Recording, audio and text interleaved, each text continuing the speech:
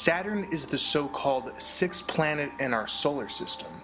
This number 6 is incredibly significant when we look at the six-sided hexagon NASA shows us at Saturn's north pole.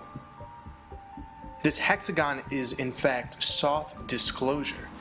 You see, Saturn is not what we've been told.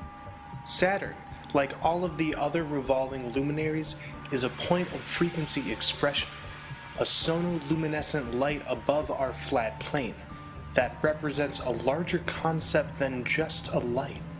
It's a light with principles that are embodied by the six-sided hexagon. The number 6 is not only the hexagon, but also the cube, having 6 sides. Together, these make up the hexagram, the prefix hex having to do with spellcasting, and the number 6 being the number of the material.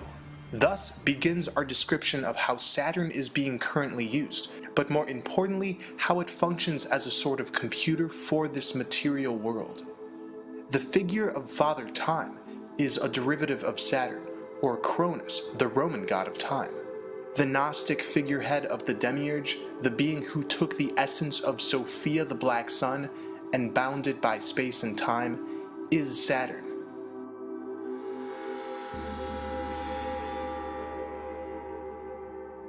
This word we hear, Satan, is simply a later version of the word Saturn, so the common Christian assertion that it's Satan's world simply means that we are ruled by Father Time, all of us, within the cube.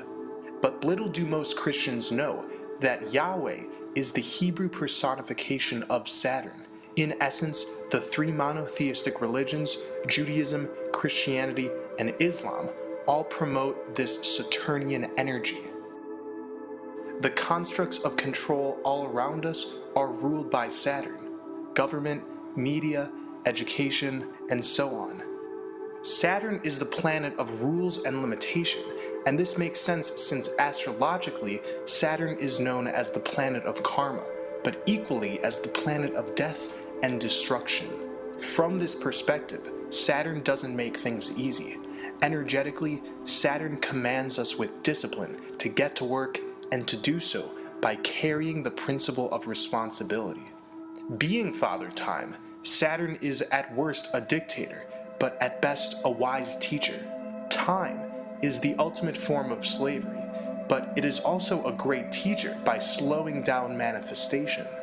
The elite worship Saturn as their Time Lord because Saturn restrains, and what the controllers of this world are looking for is free energy, our free electromagnetic energy, which is able to be easily siphoned when we have restrained conditions.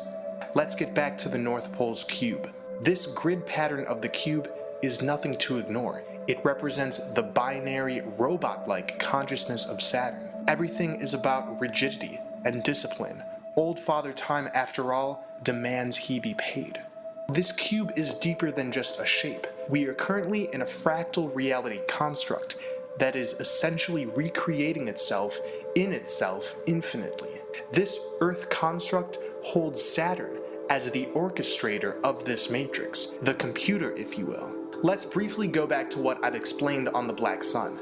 The Black Sun is the womb of creation on this flat plane, Sophia from the Gnostic tale.